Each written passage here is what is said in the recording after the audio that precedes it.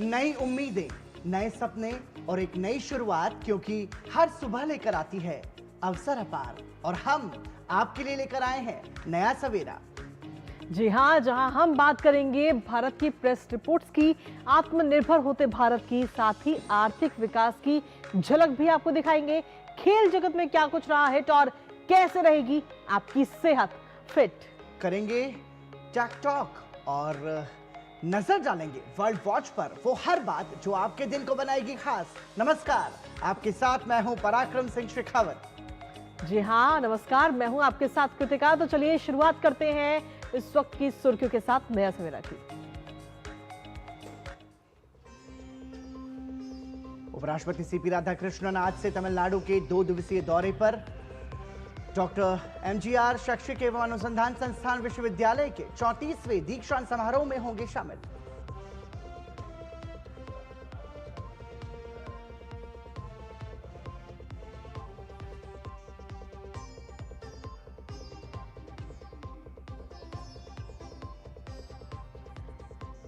UPI लेनदेन में तेज उछाल, दिसंबर में हुआ 21 अरब रुपए से अधिक का ट्रांजैक्शन, पिछले साल की तुलना में 29% ज्यादा।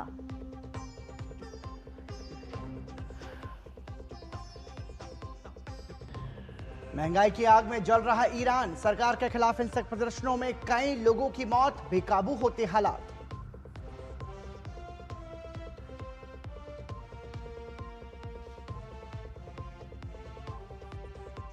स्विट्जरलैंड में मरने वालों की संख्या हुई 40, 115 घायल। नए साल के जश्न के दौरान एक रिजॉर्ट में भीषण आग के कारण हुआ था हादसा।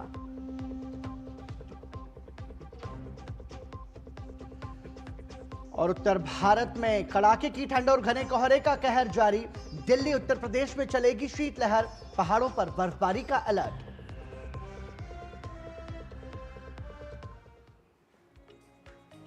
तो चलिए शुरुआत करते हैं हेडलाइंस के बाद अब प्रमुख खबरों के साथ, जहां आपको बता दें कि उपराष्ट्रपति सीपी राधाकृष्णन आज से तमिलनाडु के 2 दिवसीय दौरे पर रहेंगे और उपराष्ट्रपति आज चेन्नई स्थित डॉक्टर एमजीआर शैक्षिक एवं अनुसंधान संस्थान विश्वविद्यालय के 34वें दीक्षांत समारोह में शामिल होंगे।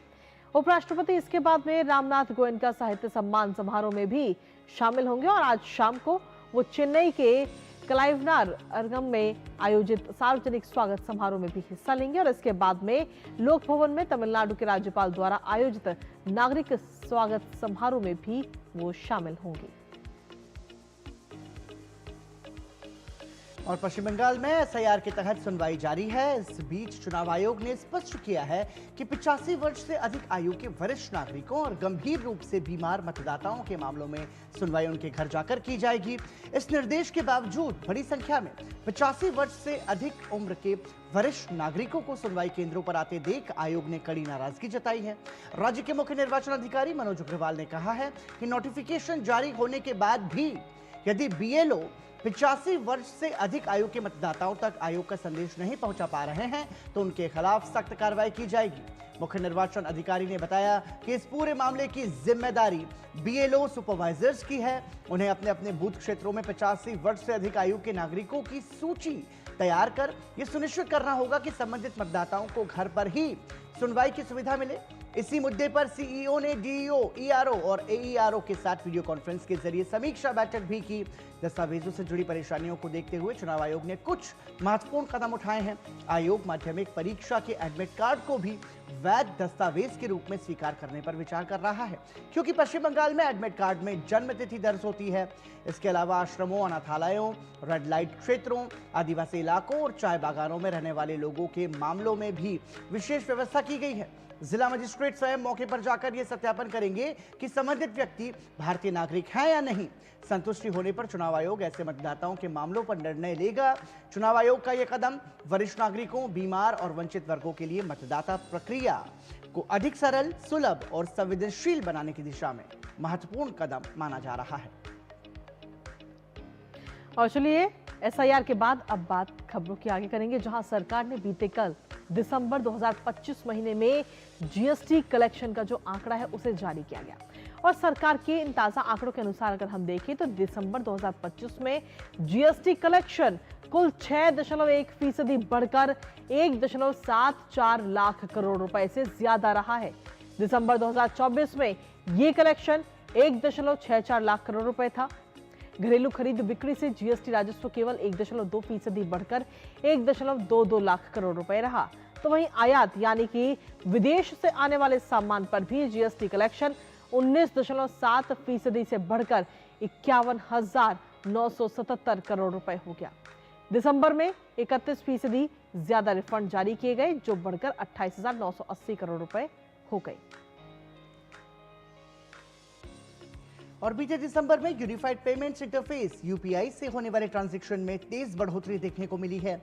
National payments corporation of India NPCI द्वारा गुरुवार को जारी आंकड़ों के अनुसार दिसंबर में यूपीआई के जरिए 21.63 अरब ट्रांजैक्शन हुए, जो पिछले साल की तुलना में 29% ज्यादा है।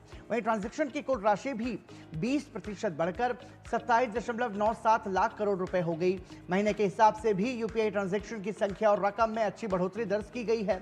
दिसंबर में रोजाना औसतन 90,217 करोड़ रुपए का ट्रांजैक्शन हुआ, जबकि नवंबर में यह आंकड़ा 87,221 करोड़ रुपए का था। इसी दौरान इंस्टेंट मनी ट्रांसफर सिस्टम के जरिए दिसंबर में कुल 6.62 लाख करोड़ रुपए का लेन देन हुआ। ये पिछले साल की तुलना में 10% ज्यादा है और नवंबर के 6.15 लाख करोड़ रुपए से भी अधिक है। एक हालिया रिपोर्ट के अनुसार भारत में अब 70.9 करोड़ सक्रिय यूपीआई क्यूआर कोड हैं, जो जुलाई 2024 के बाद से 21% की बढ़ोतरी दिखाते हैं।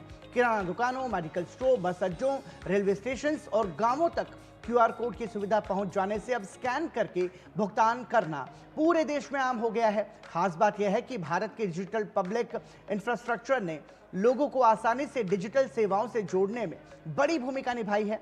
इससे शहर और गांव के बीच दूरी कम हुई है और भारत दुनिया में एक मजबूत डिजिटल देश बनकर उभरा है।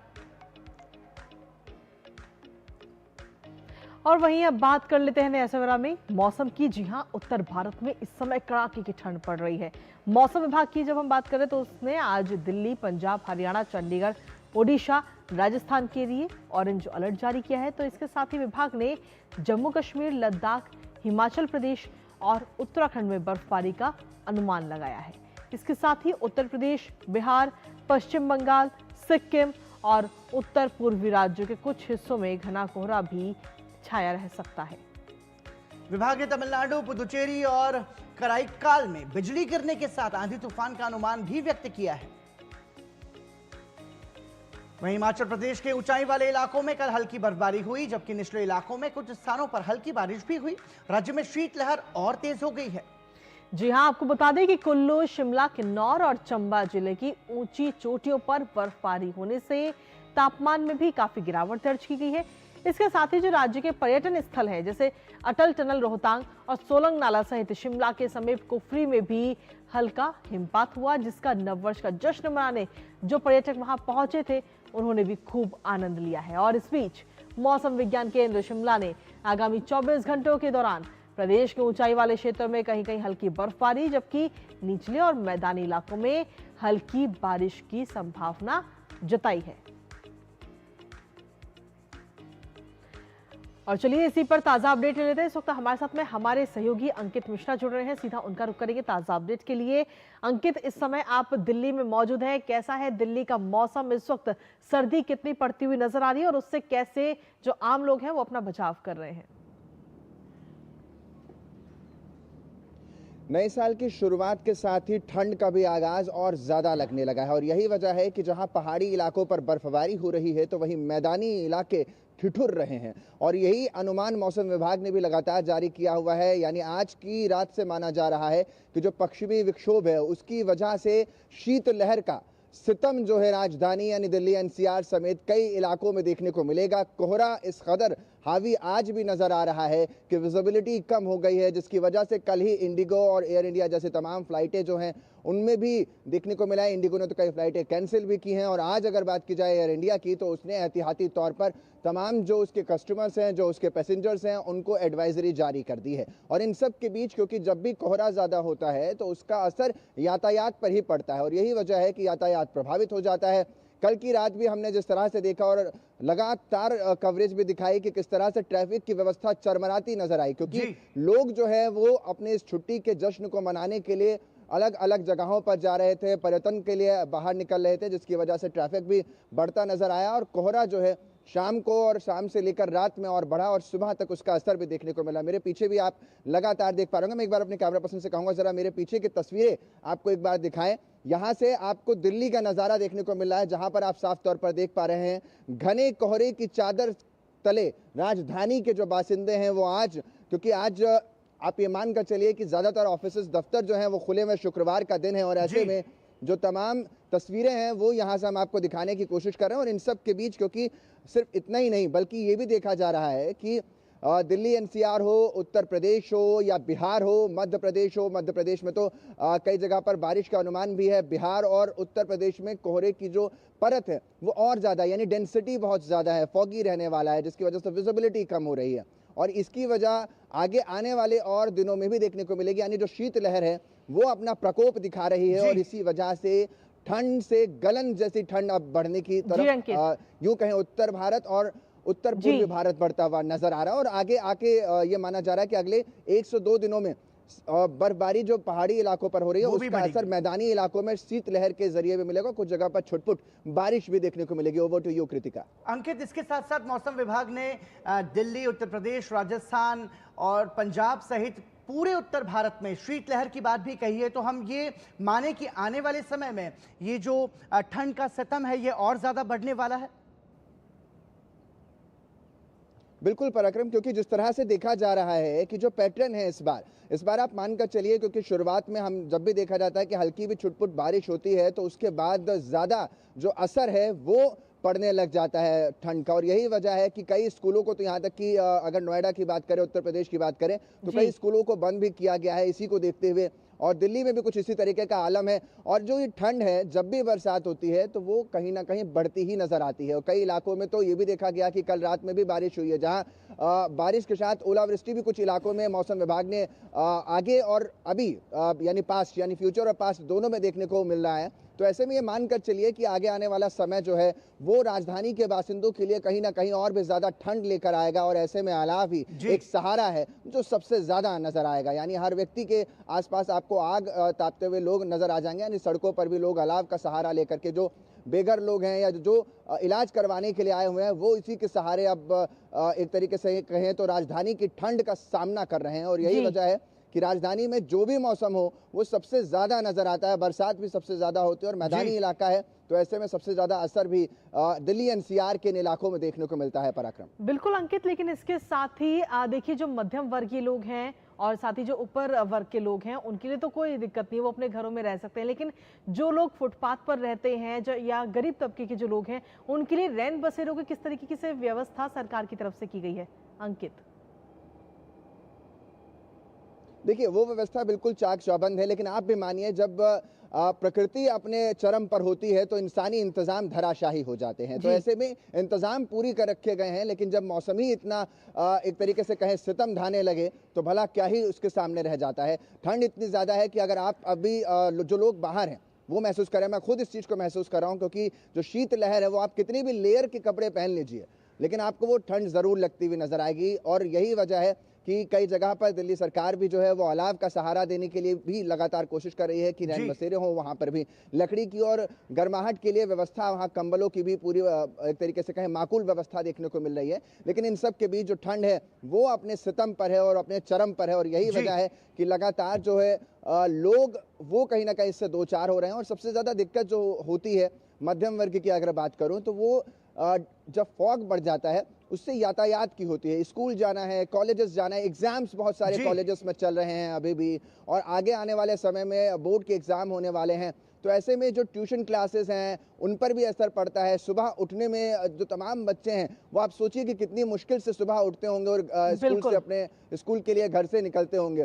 तो यानी उनके लिए बड़ी दिक्कतों का सबब बन जाता है। और ऐसे में अस्थमा पेशेंट के लिए भी एडवाइजरी जारी की जाती है कि वो इस तरह के वेदर में कोशिश करें कि घर में ही रहें, क्योंकि बाहर निकलना उनके लिए भी खतरे से खाली नहीं है। ठंड इतनी ज्यादा है कि अस्थमा पेशेंट के लिए परेशानियां जो हैं वो ज्यादा बढ़ जाती हैं। जी बहुत बहुत धन्यवाद अंकित इस तमाम जानकारी के लिए। तो हम ये कह सकते हैं कि आने वाले समय में सर्दी का सितम और ज्यादा बढ़ सकता है, इसलिए हम सभी को जो है सतर्क रहने की जरूरत है। और कृतिका, बात असम की कर लेते हैं अब। असम के मुख्यमंत्री हिमंता बिस्वा शर्मा ने फिर कहा है कि कांग्रेस नेता गौरव गोगोई के संबंध पाकिस्तान से हैं।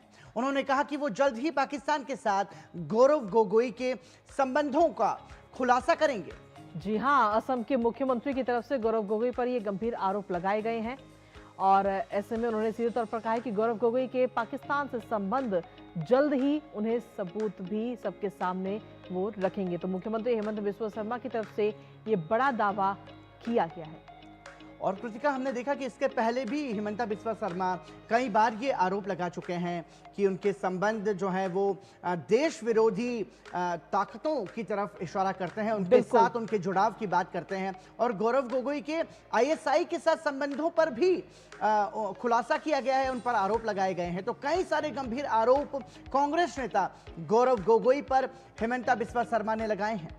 बिल्कुल, और इसको लेकर उन्होंने कहा है कि जल्द ही वो सबूत भी सभी के सामने रखेंगे, क्योंकि जो जांच कमेटी थी, जो रिपोर्ट अभी उन्हें हाल ही में सौंपी गई है, उस रिपोर्ट के बाद में कई सारे सबूत भी मिले। क्योंकि 8 सितंबर 2025 को एसआईटी ने पूरी जांच रिपोर्ट जो है इसको लेकर वो सौंपी थी हिमंत बिस्वा शर्मा को, और अब उसके बाद में उनकी तरफ से ये बड़ा बयान सामने आया है और उन्होंने कहा है कि जल्द ही जो सबूत हैं गौरव गोगोई के खिलाफ वो भी सार्वजनिक करेंगे। और कृतिका, हमने देखा इसके पहले मुझे हिमंता बिस्वा शर्मा का वो बयान याद आ रहा है जिसमें उन्होंने कहा था कि गौरव गोगोई के मामले में कुछ इस तरीके का खुलासा वो करेंगे जिसके सामने आने के बाद सभी चौंक जाएंगे। और एक बड़ा सवाल ये उठता है कि आप कांग्रेस से हैं या फिर आपका सत्ता दल के साथ में आपके विचार अगर नहीं मिलते हैं तो इसका मतलब ये नहीं है कि आप देश विरोधी ताकतों के साथ जुड़ जाएं। ये बहुत बड़ा सवाल है, क्योंकि आप बतौर जनप्रतिनिधि जनता के द्वारा चुने गए एक नेता हैं, और फिर जब आपके ऊपर इस तरीके के गंभीर और संवेदनशील आरोप लगते हैं तो उसमें यह समझना चाहिए कि एक पार्टी का या किसी विचारधारा का विरोध करते करते आप देश विरोधी ताकतों के साथ नहीं जुड़ सकते। बिल्कुल, और इसको लेकर के इससे पहले भी कई बार बयान हेमंत बिस्वा शर्मा की तरफ से दिया गया है और उन्होंने सीधे तौर पर अभी हाल ही में जो बयान आया उसमें कहा है कि कांग्रेस नेता गौरव गोगोई के संबंध सीधे तौर पर पाकिस्तान से हैं और जल्द ही वो इसके सबूत भी रखेंगे। और इसको लेकर के हेमंत बिस्वा शर्मा की तरफ से क्या कुछ कहा गया है, एक बार वो आपको सुनाते हैं।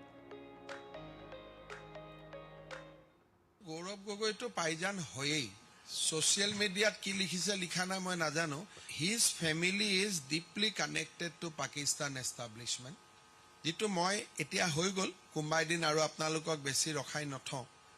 मैं खूब সোনকালে within a very short time मैं আপোনালোকৰ হাতত এভিডেন্সখিনি দি দিম।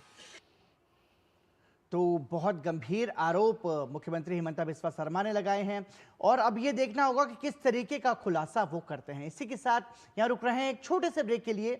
आप देखते रहिए नया सवेरा।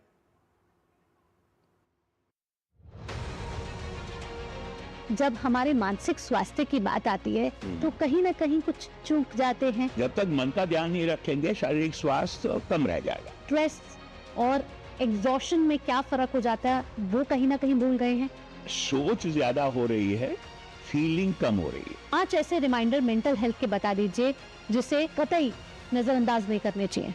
मानसिक तकलीफ होना कतई किसी का गुनाह या वीकनेस नहीं है, उसको रूटीन समझ के हम उसके लिए मदद मांगना सीखें। और ब्रेक के बाद एक बार फिर से स्वागत आप सभी का नया सवेरा में। बढ़ते हैं आगे और रुक करते हैं अन्य तमाम खबरों का, जहां सरकार ने वोडाफोन आइडिया के लिए एक बड़े राहत पैकेज को मंजूरी दे दी है। जी हां, इसके तहत उसके जो बकाया भुगतान से 5 साल की मोहलत इस वक्त दी गई है और इसके तहत 87,695 करोड़ के समायोजित सकल राजस्व यानी AGR बकाये के भुगतान से राहत दी गई है। इसके साथ ही वोडाफोन आइडिया के बकाया भुगतान के लिए 5 साल की मोहलत भी दी गई है। इससे कर्ज में फंसी दूरसंचार कंपनी को बड़ी राहत मिली है। सूत्रों के मुताबिक प्रधानमंत्री मोदी की अध्यक्षता में केंद्रीय मंत्रिमंडल ने वोडाफोन आइडिया लिमिटेड VIL के 87,695 करोड़ रुपए के समायोजन समायोजित सकल राजस्व एजीआर बकाया पर रोक लगाने पर सहमति जताई है, जिसे संकटग्रस्त कंपनी को वित्त वर्ष से 2031-32 से 2040-41 तक चुकाना होगा। जी हाँ, बिल्कुल। और इसको लेकर के उम्मीद थी कि मंत्रिमंडल एजीआर बकाया राशि का कुछ हिस्सा या शायद पूरा ही माफ कर देगा। हालांकि मंत्रिमंडल ने इसके बजाय बकाया राशि पर रोक लगाने का फैसला लिया, जिससे कंपनी को उभरने का भी समय मिल जाएगा। एजीआर बकाया का मतलब है कि समायोजित सकल राजस्व के आधार पर दूरसंचार कंपनियों की ओर से सरकार को देय भुगतान से है। ये वो राजस्व है जिस पर दूरसंचार संचालकों को लाइसेंस शुल्क और स्पेक्ट्रम उपयोग शुल्क का भुगतान करना होता है, और इसमें सभी राजस्व भी शामिल है।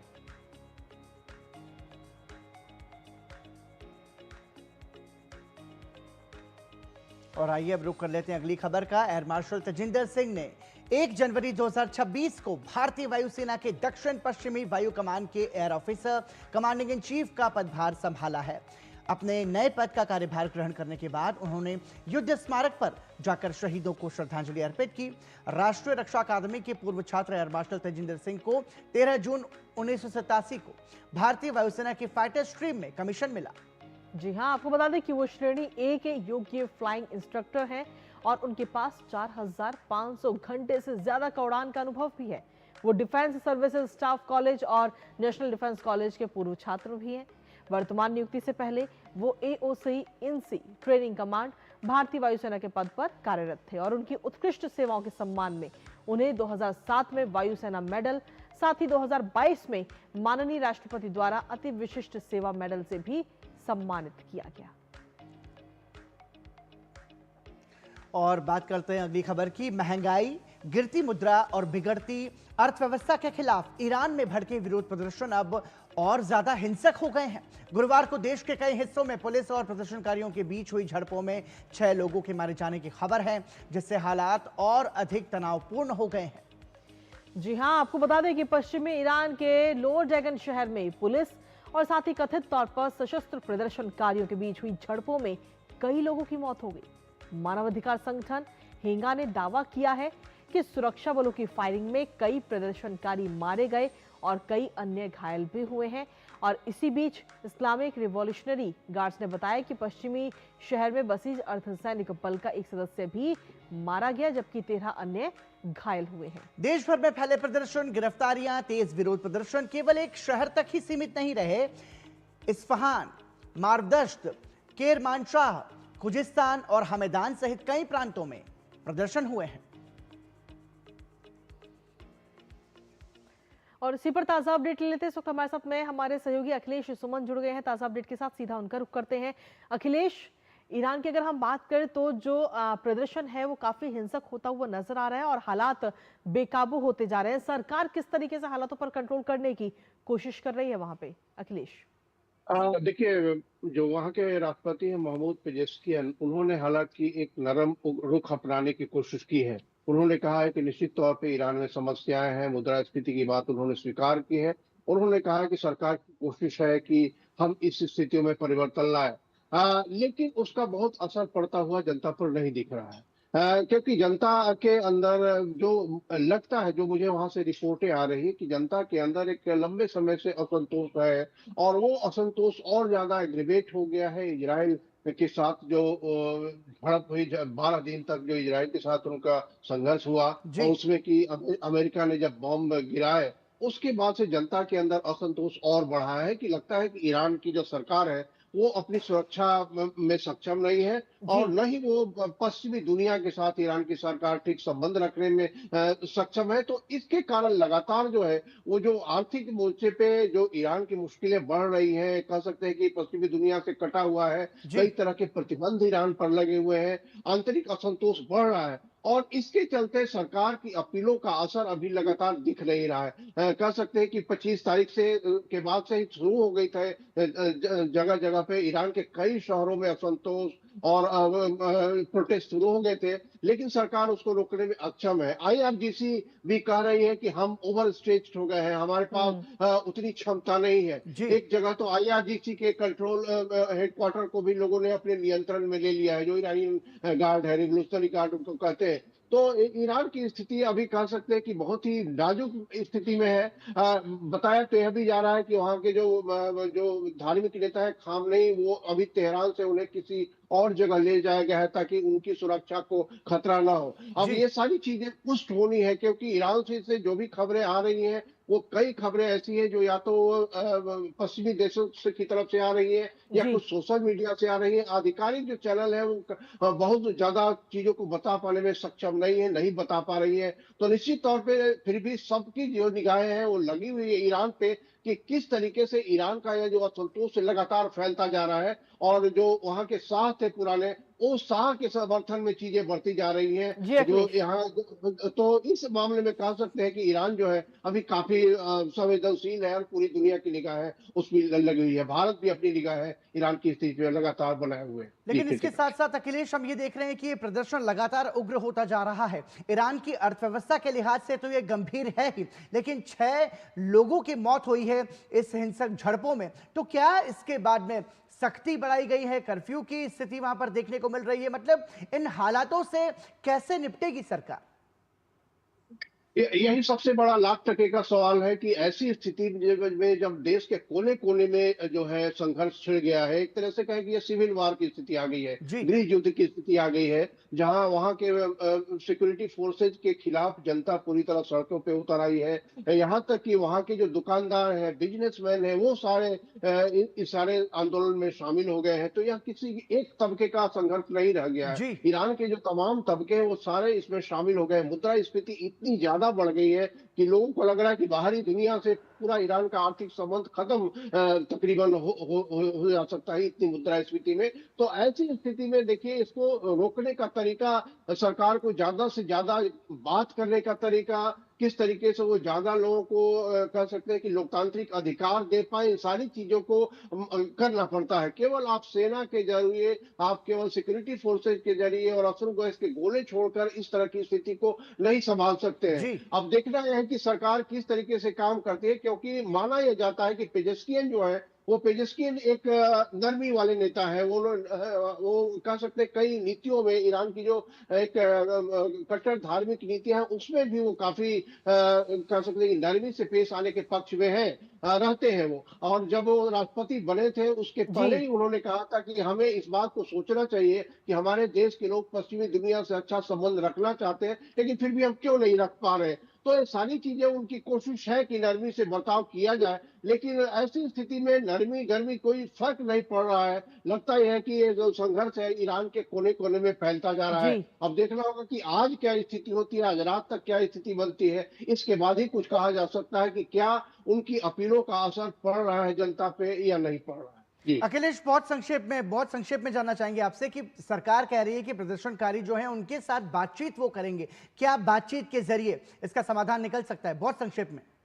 निश्चित तौर पे बातचीत के जरिए ही जिसका समाधान निकल सकता है, क्योंकि जब जनता सड़कों पे है तो उनके लीडरशिप से बातचीत जरूर करना सरकार का धर्म बनता है कि आप क्या चाहते हैं। क्योंकि आज की स्थिति में अगर बातचीत जनता से नहीं करेंगे तो आप किससे करेंगे? आपकी अमेरिका से बातचीत होती नहीं है, आपकी इजराइल से लड़ाई लगातार चल रही है, पश्चिमी दुनिया से बातचीत हो नहीं रही है। तो बातचीत तो अपनी जनता से करना होगा उनको, और मुझे लगता है कि बातचीत से ही कोई रास्ता निकलेगा कि ईरान सरकार क्या क्या कंसेशन अभी जनता को दे सकती है, किन किन अधिकारों को बहाल कर सकती है, ताकि ईरान की जनता का जो आर्थिक संकट है और लोकतांत्रिक मांग है वो भी पूरा हो सके। जी चलिए, बहुत बहुत शुक्रिया अखिलेश, तमाम जानकारी और अपडेट्स हमारे साथ साझा करने के लिए। इस महत्वपूर्ण खबर पर आप अपनी नजर लगातार बनाए रखिएगा और अपडेट हम तक पहुंचाते रहेगा। तो इस खबर पर नजर लगातार हमारी बनी रहेगी, लेकिन इसी बीच नया सवेरा में वक्त एक छोटे से ब्रेक का है। आप बने रहिए हमारे साथ और देखते रहिए डीडी न्यूज।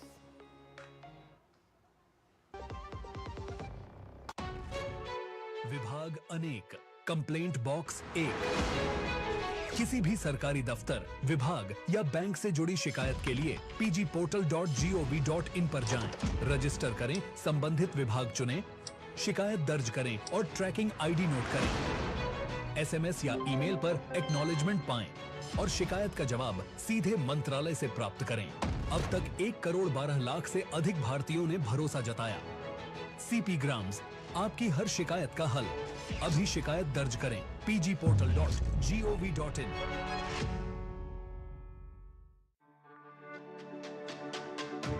मेरी पसंद मेरी पसंद। मेरी पसंद। मेरी पसंद। हमारी पसंद। हम सबकी पसंद। मजबूत देश का मजबूत सरिया हो गया स्टील। ब्रेक के बाद एक बार फिर आपका स्वागत। आप देख रहे हैं नया सवेरा और कृतिका, बात हम कर रहे हैं 2026 की। बिल्कुल। और इसमें हर कोई ये उम्मीद कर रहा है कि कुछ नया हो। तो नए साल 2026 में डीडी न्यूज पेश कर रहा है क्रिएटर्स कॉर्नर। यहां हम आपको मिलवाएंगे उन कंटेंट क्रिएटर्स से जिनके इनोवेटिव आइडियाज, पॉजिटिव सोच और दमदार कंटेंट हमारे जीवन में ला रहे हैं सकारात्मक बदलाव। जी हाँ, तो तैयार हो जाइए क्योंकि इस मंच पर आने वाला है हर चेहरा, हर कहानी और हर कंटेंट जो आपको प्रेरित, प्रोत्साहित और प्रभावित करने वाला है। तो चलिए आइए शुरुआत करते हैं आज से क्रिएटर्स कॉर्नर की, जहां नए विचार ही नया भारत गढ़ते हैं।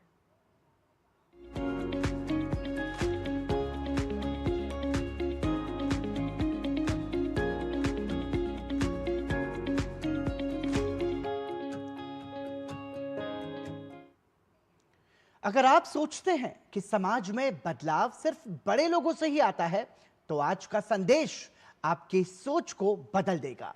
आज हम बात करने वाले हैं एक ऐसे युवा रामवीर तंवर की, जिसने सिर्फ खुद के लिए नहीं बल्कि समाज के लिए सोचने और काम करने का रास्ता चुना है। जी हाँ, आपको बता दें कि रामवीर तंवर को पोंडमैन के नाम से भी जाना जाता है और इस खास वीडियो में पोंडमैन हमें बताते हैं कि कैसे हम सब साथ मिलकर काम करके एक सकारात्मक बदलाव ला सकते हैं। आइए आपको दिखाते हैं। नमस्कार दोस्तों, मैं रामवीर तंवर। आप मुझे पोंडमैन के नाम से भी जानते हैं क्योंकि मैं पूरी साल आप मेरे फोटो वीडियो देखते होंगे तालाबों के, जंगलों के।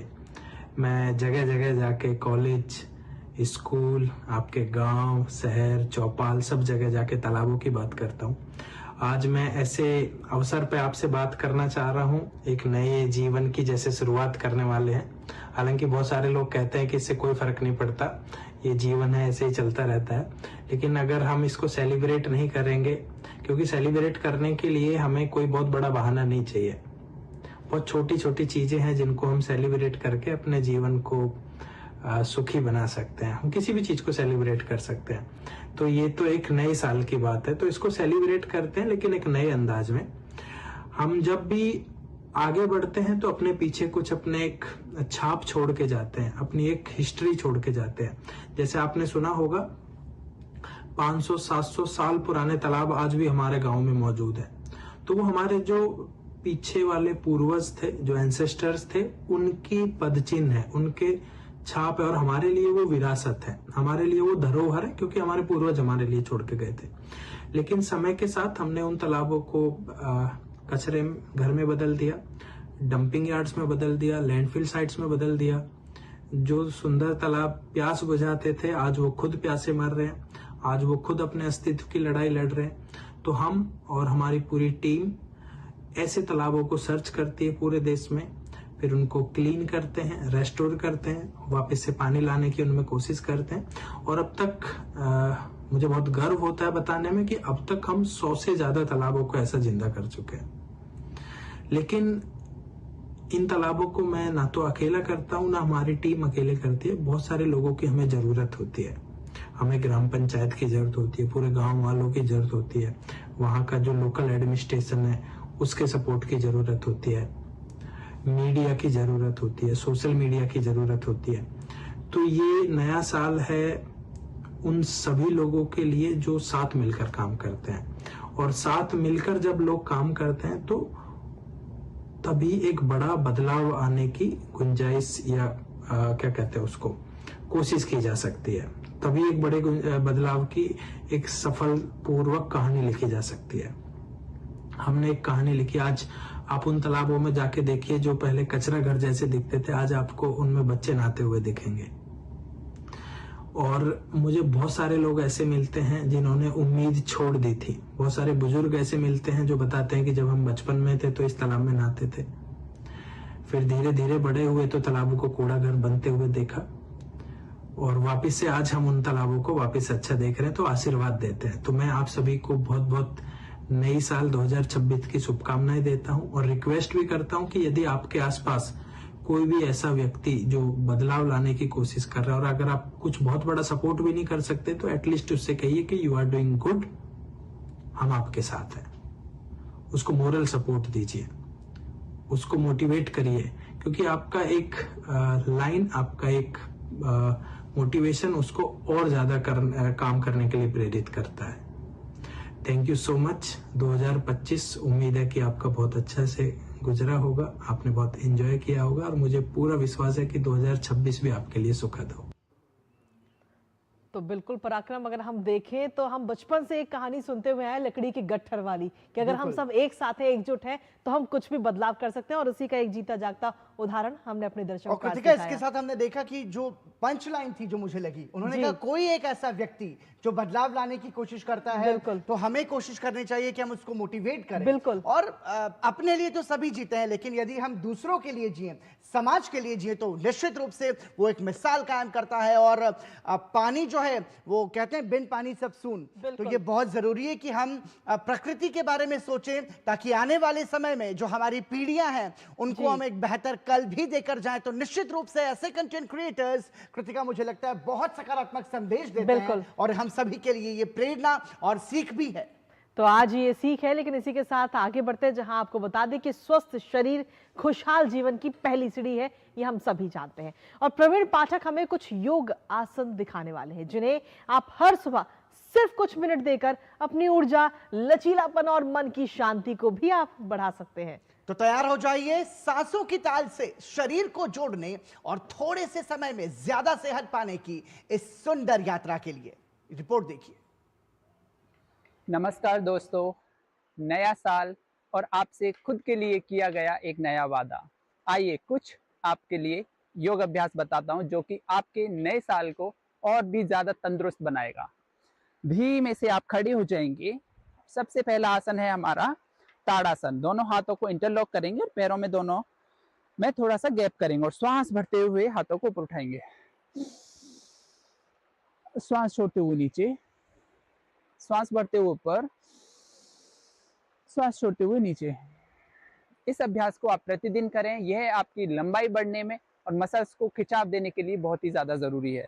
दूसरा आसन है वृक्षासन। आप किसी भी एक पैर पर खड़े हो जाएंगे। धीमे से बैलेंस बनाते हुए आप दूसरा पैर उठाकर अपने जंघा पर लगाना है और धीमे से घुटना सीधा करना है और दोनों हाथों को नमस्कार मुद्रा में लाते हुए श्वास भरते हुए हाथों को ऊपर। इसी प्रकार ये करने से यह बहुत ही ज्यादा संतुलित आसन है। आपके संतुलन को बनाएगा, मन को शांति देगा और आपके मन को कंट्रोल करेगा। उसके बाद नया आसन है, आप धीमे से पेट के बल लेट जाएं। यह आसन है भुजंगासन। अपने दोनों हाथों को अपने चेस्ट के साइड में रखें, पैरों को फ्लैट रखें और श्वास भरते हुए अपनी चेस्ट को ऊपर उठाएं। श्वास छोड़ते हुए नीचे, श्वास भरते हुए ऊपर। इस अभ्यास को करने से आपका कमर दर्द ठीक हो जाएगा और आपकी कमर की मांसपेशियों में बहुत ही ज्यादा स्ट्रेंथनिंग आएगी। तो आप इस अभ्यास को डेली अभ्यास में जोड़ सकते हैं। उसके बाद नया आसन है पवन मुक्तासन। आप अपनी कमर के बल लेट जाएं, दोनों पैरों को फोल्ड करके अपनी चेस्ट की तरफ लेके आएं और दोनों हाथों को ग्रिप करें, श्वास भरें, श्वास छोड़ते हुए अपने फोरहेड को घुटने पे लगाएं। इस अभ्यास से आपकी कब्ज, गैस और अपचय जैसी समस्याओं का समाधान होता है। यह बहुत ही ज्यादा लाभकारी है। पवन मुक्तासन हम इसको इसीलिए कहते हैं। आइए दोस्तों, अब मैं आपको एक सुखासन बताता हूं। आप दोनों पैरों को क्रॉस करके धीमे से बैठ सकते हैं। यह एक ध्यानात्मक पोस्चर है और अपने इंडेक्स फिंगर और थंब को टच करेंगे, यह एक ज्ञान मुद्रा कहलाती है। आप आराम से अपनी थर्ड आई, माथे के बीच में ध्यान लगा सकते हैं। यह मेडिटेटिव पोस्चर कहलाता है। उसके बाद हम थोड़ा सा प्राणायाम करेंगे। अपनी 2 उंगलियों को अंदर की तरफ बंद कर लें और अपने अंगूठे और अनदर 2 उंगलियों का उपयोग करते हुए हमको राइट नॉस्ट्रल को बंद करना है अनुलोम विलोम के लिए। श्वास लेना है लेफ्ट से, फिर श्वास को छोड़ना है राइट से। तो आपको लेफ्ट नॉस्ट्रल बंद करना है, श्वास लेना है राइट से। अब राइट नॉस्ट्रल को बंद करते हुए लेफ्ट नॉस्ट्रल से आप श्वास को बाहर छोड़ देंगे। यह एक व्रत आपका एक रोटेशन, एक राउंड है जो कि अनुलोम विलोम कहलाता है। ऐसे आप 5 से 10 अभ्यास कर सकते हैं। उसके बाद मैं आपको भ्रामरी प्राणायाम बताऊंगा। अपने दोनों हाथों को इस तरीके से लगाना है, एक फिंगर अपने भूमध्य पर, एक अपने धीमे से आंख पर, एक होठ के पास पर, एक नीचे, और अंगूठों से कान को बंद करेंगे और श्वास भरेंगे भ्रामरी प्राणायाम के लिए और भवरे की तरह गुंजन करेंगे।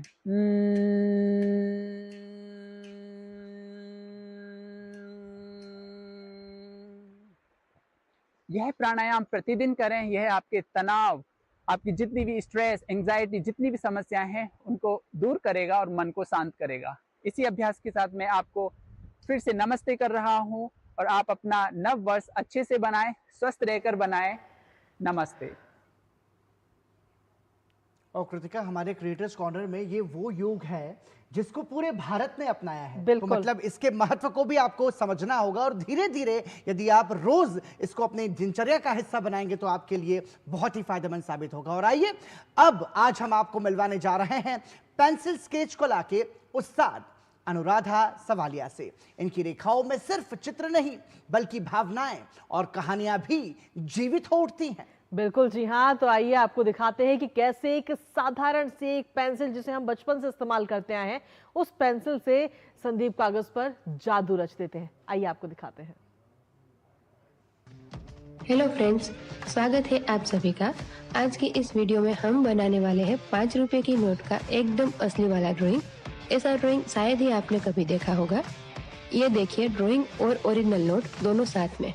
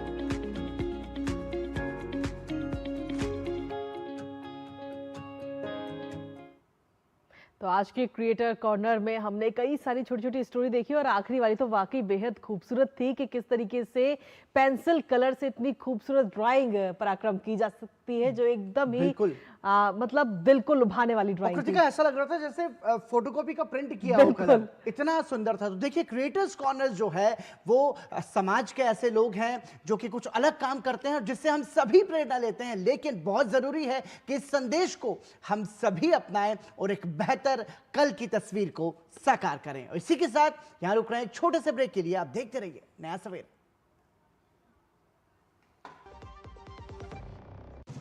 ओ हरी भैया, अरे वाह, खेतों में कौन सी फसल लगाए हो? 12 महीने कमा कर दे ऐसी फसल। क्या? मैंने नया व्यवसाय शुरू किया है। उसके लिए पैसे? इसमें किसी निवेश की जरूरत ही नहीं। अच्छा मुखिया जी। अरे मुखिया जी नमस्ते। अरे हरी, कब आ रहे हो? आप बस चलिए, मैं पहुंचता हूं। अब मैं LIC एजेंट हूं। LIC एजेंट बनो, अब बड़ा सोचो। हमारी वेबसाइट पर जाएं या अपनी नजदीकी LIC शाखा से संपर्क करें। जब धरती चीर कर निकलता है लोहे का पत्थर और मिलता है मोंगिया के जोश से, फिर तपता है, पिघलता है और बनता है फौलाद। अब होता है सरिया सारी खूबियों के साथ। मोंगिया स्टील, मजबूत देश का मजबूत सरिया।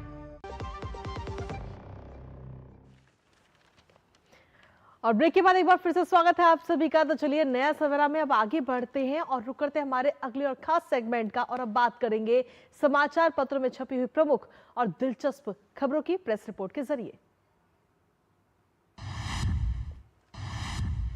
तो जी हां, आपको बता दें कि आज की पहली और प्रमुख खबर जिसे अखबारों में प्रमुख तौर पर जगह दी गई है वो है नए साल पे पहली वंदे भारत स्लीपर ट्रेन का न्यू ईयर गिफ्ट मिलने जा रहा है। जी हां, गुवाहाटी से कोलकाता तक ये ट्रेन चलेगी और इसके साथ ही फर्स्ट AC का किराया करीब 3600, सेकंड AC का किराया 3000 और थर्ड AC का किराया लगभग 2300 रुपए होगा। इसके साथ ही इसमें खास बात यह भी है कि 16 कोच की ये ट्रेन होगी। 823 यात्रियों के बैठने की क्षमता इस ट्रेन में होगी और साथ ही अगले 6 महीनों में ऐसी 8 और स्लीपर वंदे भारत ट्रेनों की शुरुआत होगी। तो नए साल पे एक नया ये न्यू ईयर गिफ्ट पूरे देश को मिलने जा रहा है। गुवाहाटी से कोलकाता तक ये वंदे भारत स्लीपर ट्रेन चलने वाली है। और अगली और महत्वपूर्ण खबर DRDO से जुड़ी हुई है। आपको बता दें कि DRDO के 68वें स्थापना दिवस के मौके पर रक्षा मंत्री राजनाथ सिंह ने एक बड़ा बयान दिया है जिसमें उन्होंने कहा है कि DRDO ने ऑपरेशन सिंदूर में कई राष्ट्रीय हितों की चिंता की है और इसी के तहत अब DRDO जल्द करेगा सुदर्शन चक्र का निर्माण। आपको बता दें कि जो सुदर्शन चक्र है वो अपने आप में महत्वपूर्ण है। इसके जरिए आपको बता दें कि जो भारत द्वारा विकसित हथियार तैयार किए गए हैं उसमें कई सारी महत्वपूर्ण निर्णायक भूमिका ऑपरेशन सिंदूर के दौरान जो हमने देखा वो सामने आई थी। और अब सुदर्शन चक्र ऐसे ही अचूक और मारक क्षमता से लैस एक ऐसा प्रक्षेपण होगा जिसके जरिए हम ये कह सकते हैं कि हमारे देश की सीमा की सुरक्षा सुनिश्चित होगी। सीधे तौर पर रक्षा मंत्री राजनाथ सिंह का कहना है कि नवाचार संग निजी क्षेत्र की भागीदारी बढ़ाने पर सरकार की लगातार कोशिश है। उन्होंने कहा है कि DRDO निरंतर नवाचार पर ध्यान केंद्रित कर रहा है और साथ ही निजी क्षेत्र की भागीदारी बढ़ाने वाले अधिक क्षेत्रों की पहचान करने का आग्रह भी उन्होंने किया है। कार्यप्रणाली में लगातार सुधार की बात कही गई है और साथ ही सिर्फ विज्ञान से काम नहीं चलेगा। उन्होंने कहा है कि आधुनिक समय में जो तमाम सारी तकनीक हैं जो कि हमारे देश के रक्षा तंत्र को मजबूत बनाएगी उस पर DRDO लगातार काम कर रहा है और आने वाले समय में सुदर्शन चक्र के रूप में हमें एक मजबूत मारक क्षमता वाला एक हथियार मिलेगा।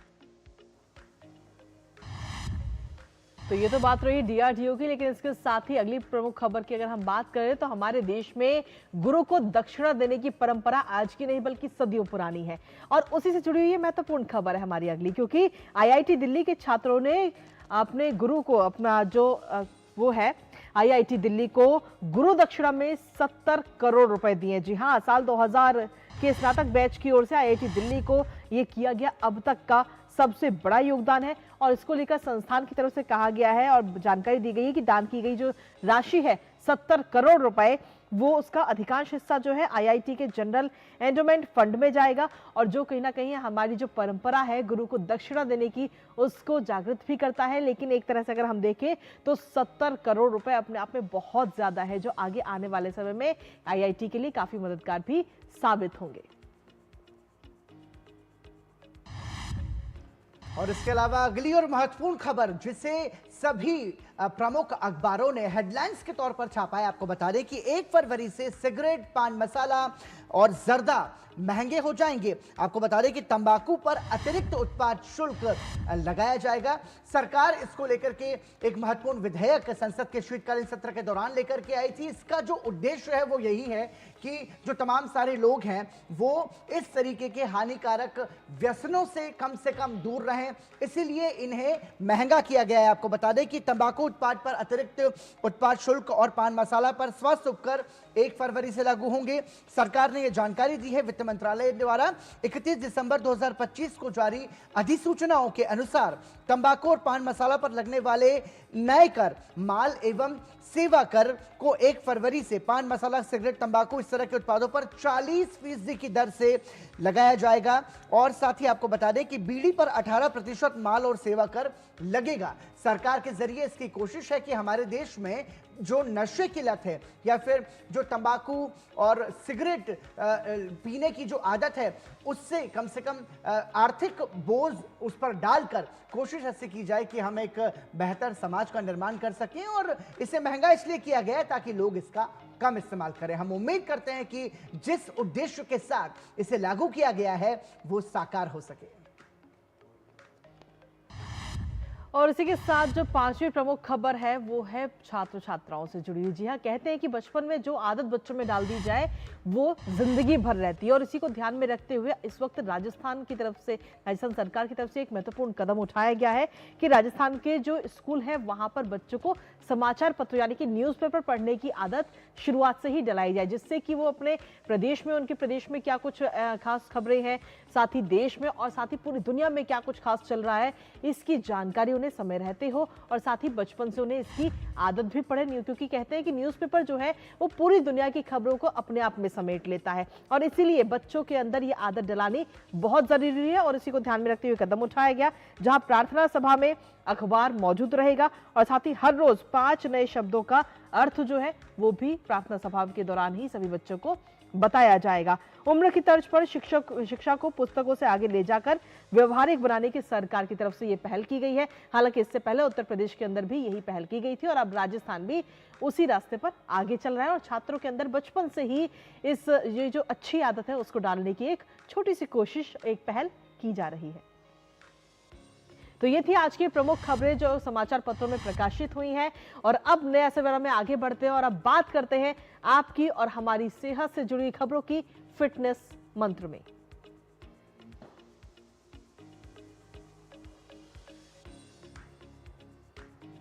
और आपको बता दें कि कहा जाता है कृतिका पहला सुख निरोगी काया ही। जी बिल्कुल। और स्वास्थ्य का महत्व सभी के लिए है। अनियंत्रित जीवन शैली के कारण स्वास्थ्य के लिए खतरा बढ़ गया है। ऐसे में स्वास्थ्य का अधिक ध्यान रखने की आवश्यकता है। स्वास्थ्य को बेहतर बनाए रखना कैसे संभव हो सकता है, आइए समझते हैं। अच्छे स्वास्थ्य का अर्थ केवल रोग मुक्त होना नहीं है, बल्कि शारीरिक, मानसिक और भावनात्मक संतुलन का होना भी है। जब व्यक्ति स्वस्थ होता है तो उसकी कार्यक्षमता बढ़ती है, सोच सकारात्मक होती है और जीवन की गुणवत्ता भी बढ़ जाती है।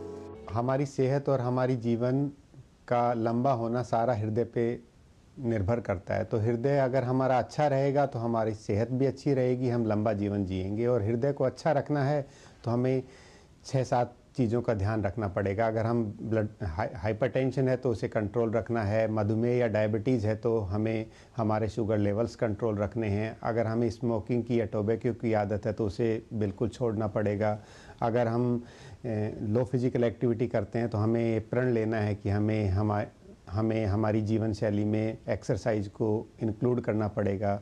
और अगर किसी की स्ट्रॉन्ग फैमिली हिस्ट्री है हार्ट अटैक की तो उनको थोड़ा सा ज़्यादा उसके लिए तत्पर रहना होगा कि हम हमारे रिस्क फैक्टर्स को कैसे कंट्रोल करें।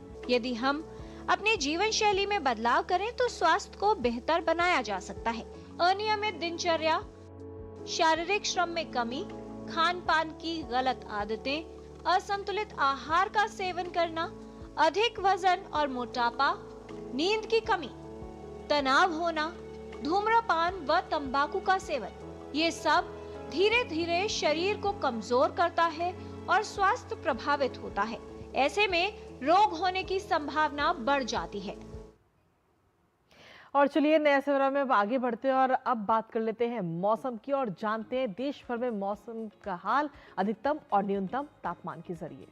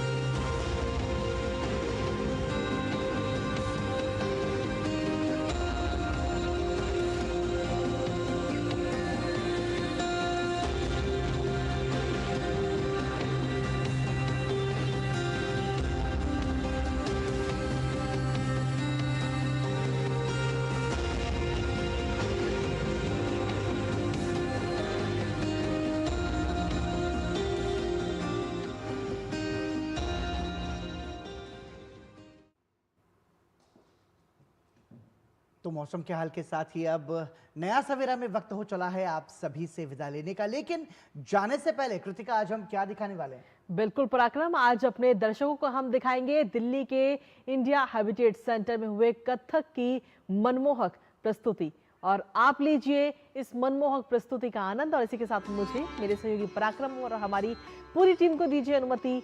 नमस्कार।